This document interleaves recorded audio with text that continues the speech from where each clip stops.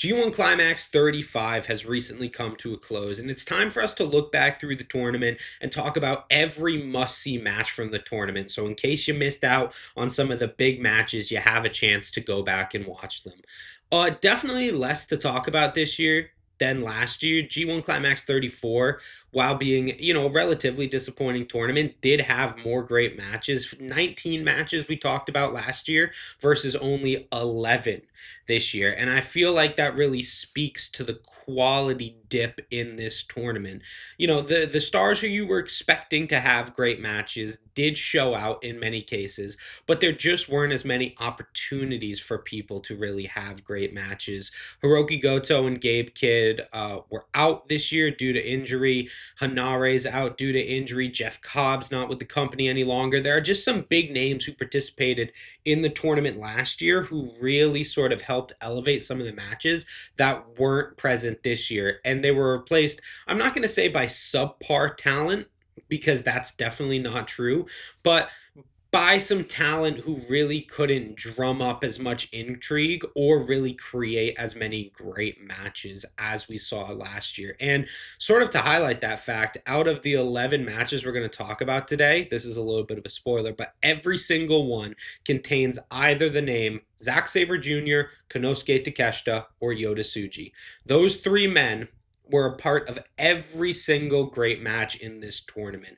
And they really carried what otherwise was a very, very lackluster and boring tournament. And that's not to say they were the only good participants in this tournament. If you go back, I released a video where I did a tier ranking on everyone in the tournament, and there's some other people who did very good, like Shota Umino, Drilla Maloney, but just a lot of people sort of fell below expectation, and a lot of the tournament was driven by House of Torture, by some of the young upstarts not really hitting like they should, I guess, like Yamura and Ryohei Oiwa, and then some older wrestlers like Tanahashi and Taichi and Yoshihashi putting in a lot of great effort and, sometimes actually producing great matches, but more often than not slowing the pace down of the tournament. So a lot to not really love about this tournament, but we're not talking about that today. We're talking about the great stuff, the stuff that you should go out of your way to see. We have 11 matches that we are going to talk about in total. We're going to go in chronological order, and I'm going to explain just briefly why each match was great and why you should go out of your way to see it. If you like the video, please let me know down in the comments below. Let me know what you think of the matches that I chose for this list. And while you're there, like, subscribe, all that good stuff that really helps a new channel like mine to thrive. With all that being said, I want to thank you guys so much for watching. I am Isaiah from Hot Tag Wrestling, and let's go ahead and get into it with our first match. First match on the docket is Konosuke Takeshita versus El Phantasmo from night 2 of G1 35. They had an awesome match last year in the G1. I don't think this quite lives up to that match, but El Phantasmo is a wrestler who's really able to level up when he is put against the main event talent. A lot of times when he's in the mid card, some of his wrestling can just seem a little bit, formulaic and like he's going through the motions, but when he is wrestling someone like Takeshita, he really comes out of his shell and breaks out this intensity that you don't normally see from him. And Takeshita really is able to pull that out of him nicely because he is an absolute main event level talent as we see through the rest of this tournament. This was really just back and forth action throughout.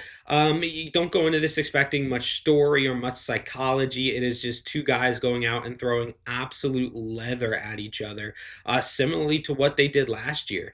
And it's just really fun to watch two guys who can easily be at the top of their game whenever they want, going out, hitting some really stiff strikes, hitting some really athletic moves, and just putting on this sort of action exhibition that's really, really enjoyable to watch. Next, we're going to talk about Zack Sabre Jr. taking on Shota Umino from night 4 of the G1 Climax. And the reason I love this match so much is because it was so different to their match at Wrestle Kingdom earlier this year, which I was definitely not a fan of. So I went into this match with sort of tepid expectations, but I was completely blown away. They took sort of the slower, methodical style from their match earlier this year and replaced it with some pretty heavy strike exchanges. Shota being someone who really had something to prove going up against Zack Sabre Jr., and Zack getting off to a relatively slow start in the G1 this year and wanting to pick up some wins.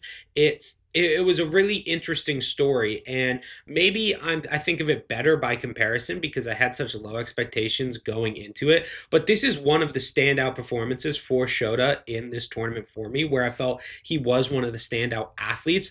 Everything just sort of clicked for him in this match. His character really seemed to level up to the spot of a title challenger, and whereas he seemed very out of place going to the Wrestle Kingdom match, after this, if he were to challenge Zack again, he would seem like perfectly in line, right in place based off the performance tonight. I was really impressed with that match. A lot of strong strikes and a lot of very fluent transitions from Zack Sabre Jr., and Shota Umino really did a lot to level up and make himself look on the par of the IWGP World Champion. Next, we're going to be looking at night 5, where we're going to be talking about Yota Tsuji taking on Ryohei Oiwa. I was not very impressed by Oiwa in this tournament outside of this match.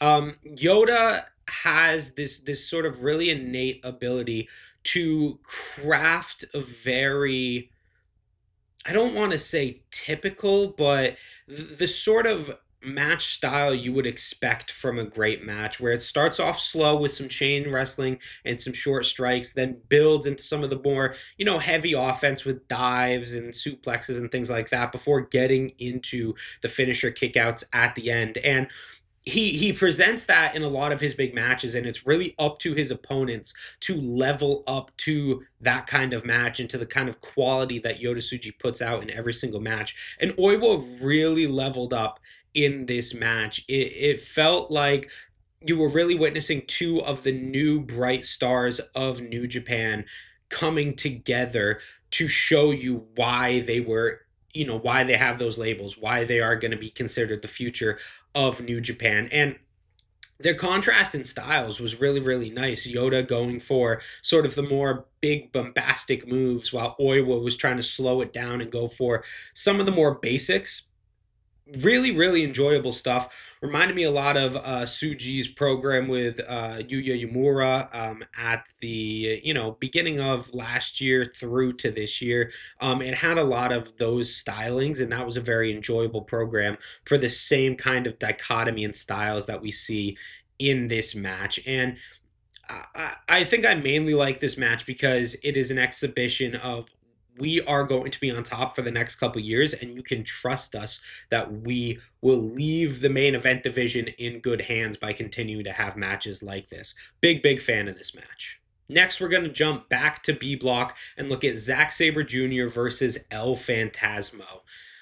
This might honestly be my favorite match from the tournament this year. I don't know if it's the best in terms of quality, but in terms of emotion, I really loved it. Because once again, like I said with the Takeshita match, El Phantasmo really showed up in this match and brought a side of El Phantasmo that we don't normally see. He's normally sort of the high flyer, quick paced athlete. This is more of a mat based, grounded El Phantasmo, and they did a good job about expressing the relationship these guys have wrestling on the Brit Res scene before coming to New Japan. And it's so clear that they're very comfortable with each other because there was just this innate chemistry that shone through, like you sometimes get with El Phantasmo going up against Takeshita or Zack Sabre Jr. going against Will Ospreay. Those sort of people who just are innately able to bring hostility and have this ingrained story whenever they step into the ring with each other. And I didn't necessarily know that about Sabre and El Phantasmo going into this match, but I'm definitely very interested to go back and watch some of their previous encounters. I don't know if anything they've done will be this good, because this was an absolutely incredible match. And one of the things I like most about this match is it really keeps you guessing, because you go in with the assumption that Sabre is going to get the win because he is the top champion and El Phantasmo is a mid-carder.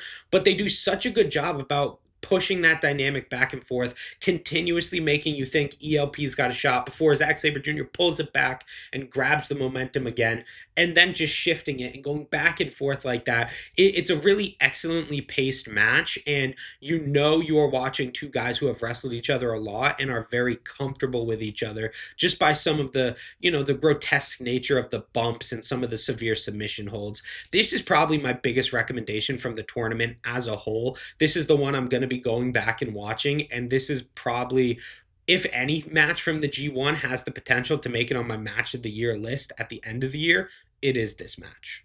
Continuing on night 6, we are looking at Konosuke Takeshita taking on Shingo Takagi.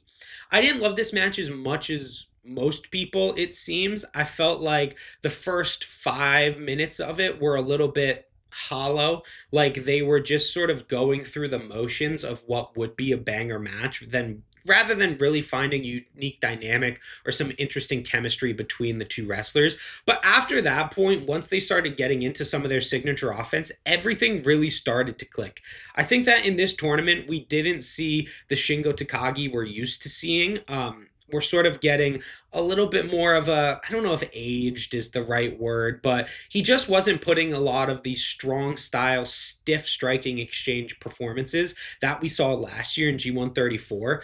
But he really put it in here. They really leveled each other here. They hit some absolutely disgusting moves. And by the end, they really had drawn me in, which is very hard to do when I wasn't that engaged in the beginning, and really speaks to the quality of work you get throughout the course of this match. This was a very fun match and really sort of cemented night 6, and in my mind B block as a whole, of being the highlight of this tournament. If you're going to get anything good in this tournament, it is going to come from B block, and night 6 is just proof of that. Moving on to night 8 of the G1, we have Zack Sabre Jr. really carrying B block in a lot of ways, and Konosuke Takeshita also is producing banger matches on a very regular basis. So what happens when you put them together? You get what is objectively probably the best match of the tournament. And though I feel Zack Sabre Jr. and El Phantasmo has a higher place in my heart, just because I sort of like the dynamic between them a little bit more, if you were speaking objectively about the action and how good it was and how it played with audience expectations and how it built heat over the course of this match, Zack Sabre Jr. versus Konosuke Takeshita is the match you want to be talking about, either here from night 8 or when they have a rematch later on in the tournament, which we'll talk about a little bit later in the video. I'll probably save a lot of my analysis for why these two work together so well for that match, because I feel that match is a better expression with higher stakes. But going in, you had these expectations of these are two of the best wrestlers in New Japan, and so far the people who have been carrying this tournament. Let's see what happens when they can come together. And there's always that little bit of trepidation when you have those lofty expectations for a match, and it almost makes it so much sweeter when they actually pay off. And this match did pay off in a big way. It started out as a Zack Sabre Jr. match where he was sort of lulling Takeshita in with some more chain wrestling, but by the end, Takeshita was able to turn the tide and bring it into his territory with really stiff striking and dropping Sabre on his head. This was a fantastic match, and knowing in hindsight that you're going to get a sequel to it in just about 10 days makes it even sweeter. Next, let's go back to A block and talk about Yota Tsuji taking on Taichi in night 9 of the G1. When I made my tier ranking video, I put Taichi pretty low, and I actually got a comment scrutinizing me for doing so. And going back and looking with a little bit of hindsight, I was maybe being a little bit unfair to Taichi. I think him being an A block and him just not meshing very well with a lot of the younger guys we had in there, and when he was put with some of the older guys like Tanahashi, it was a little bit slow and tedious for me. I felt that the booking just didn't really favor Taichi as much as it should have, because he was sort of a last minute replacement for Hiroki Goto. But he did have some great matches, or well, he had some very good matches in the tournament. This was his one great match versus Yota Tsuji. And when Taichi hits, he really hits. He has this connection with the crowd that you can only get from being a veteran in the pro wrestling scene. It's less so a respect that the crowd has for being a great wrestler and more the respect that is forged over years and years of connection and wrestling. And Taichi has that with the fan. And it was really wonderfully expressed in this match. And this was one of those cases, like I said earlier in the video, where Yota Tsuji laid out an awesome template for a match, and Taichi just continuously hit every single hurdle that Tsuji was putting up in front of him to really make a great, great match. This was the best Yota Tsuji match in the tournament, and by far the best Taichi match in the tournament. I think this is the best that A Block has to offer in this tournament. And that's sort of light praise because there wasn't a lot great in A Block this year, but Yota Tsuji and Taichi were definitely two of the highlights. Back to B Block, where we are going to be talking about actually a very similar match in ideology, I guess. It's Konosuke Takeshita versus Yoshihashi. I was really not expecting Yoshihashi to be on this list in the video just because he's Yoshihashi. He's fun, but he's like a mid-card opener kind of fun rather than a main event banger talent kind of fun. But here he didn't get carried to a great match by Takeshita like you would assume he would looking at the match graphic. He really, really leveled up in a big way. And through his time in Bishamon, he has created this connection with the audience, not quite as much as Hiroki Goto, but he has sort of formed this bond as the audience love Yoshihashi because he is sort of a goober and he is sort of goofy, but we love him for that reason. And that was really finely expressed in this match. And Yoshi busted out a lot of very unique offense that you don't normally see in a lot of his matches. And that's why I feel like this match ranks so high for me because it was different. It wasn't what you expected out of these guys. And it was different from every other match they had in the tournament. It's definitely the best Yoshihashi did in the tournament. And it's not the best Takeshita match, but it's one of my favorites, similarly to how him versus Bolton Oleg last year was one of my favorites, just because it's so surprising. You're so delighted the entire time you're watching it because you're not expecting it to be as good as it is, and then it continuously gets better as the time rolls on. It's just a real treat to watch. Shingo Takagi, like I said, hasn't really been producing bangers this year to the level he was last year, but whenever you put him in there with Zack Sabre Jr., you are going to get a banger match. And that's what we got on night 12 here. Zack Sabre Jr. versus Shingo Takagi, just having another banger match. They had a fantastic match last year in the G1, and then also a great match for the championship towards the tail end of last year. While I don't think this was as great as those ones, it still captured the same energy.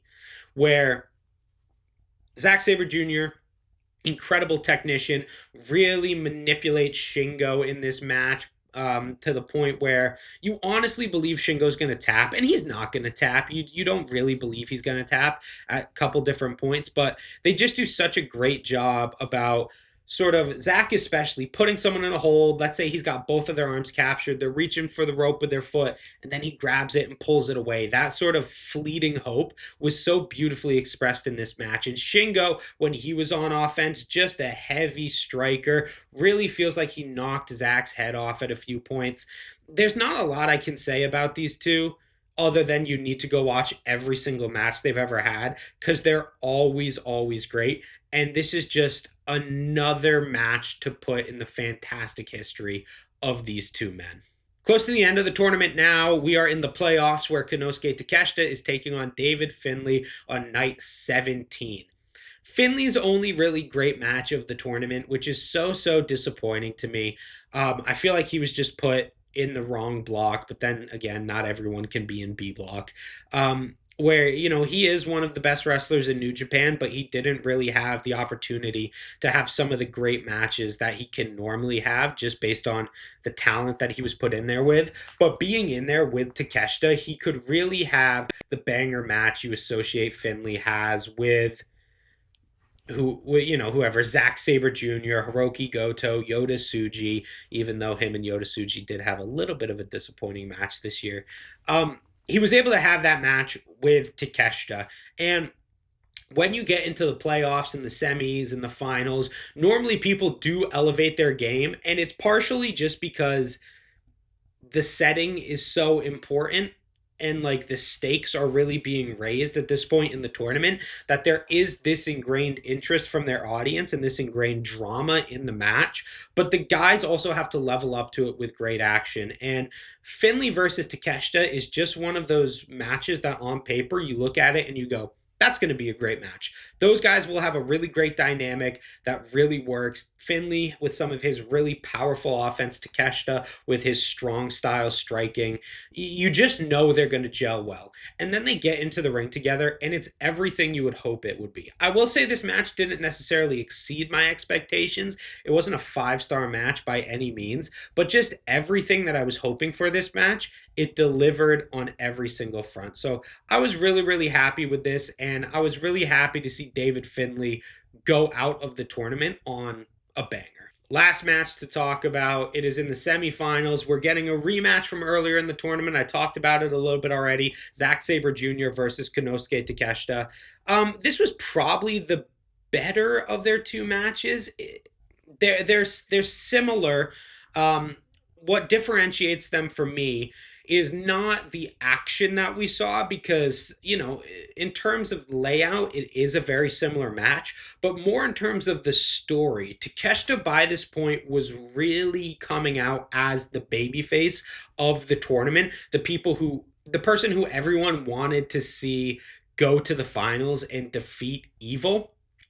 And him working the injury angle in this match and Zack really playing up to that, and Zack sort of throwing in a few more heel mannerisms than he did for the rest of the tournament, really went a long way to make this match memorable and to continue to further Takeshita's story on his way to the final. That's why I love matches like this. These are the perfect tournament matches where in isolation, if you go and watch this match, you'll absolutely love it. It's a really great match, but it also then informs the larger story of both men's runs in the tournament, both incorporating stories that we see coming in, where Zack Sabre Jr. found his footing midway through the tournament and was dominant for the majority of the latter half of the tournament, coming up against Takeshita, someone who is also dominant but is now working through an injury and really has to sort of find that babyface fire to go on into the finals. And then how that informed the finals of Takeshita going against Evil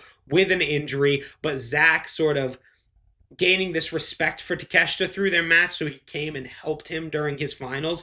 Just as a full story, it was really, really excellent and isolated in terms of just the action. Like I said, probably the in-ring highlight of the entire tournament. And those are my thoughts. 11 matches that you have to go out of your way to see if you haven't already. The 11 best matches from G1 35. But I want to know what you guys think down in the comments below. Was there a match that I missed that should have been included on this list? Was there a match that I rated too highly and should not have been on this list? Let me know down in the comments below. And while you're there, go ahead and leave a like, leave subscribe, turn on notifications, all that stuff that really, really does help a new channel like mine to grow. I've got one more New Japan G1 Climax video coming out this year, where I'm going to be doing a tournamentality video where I compare it to the other tournaments I've reviewed on this channel. So keep your eyes open for that. As always, I want to thank you guys so, so much for watching. I have been Isaiah from Hot Tag Wrestling, and I will see you next time.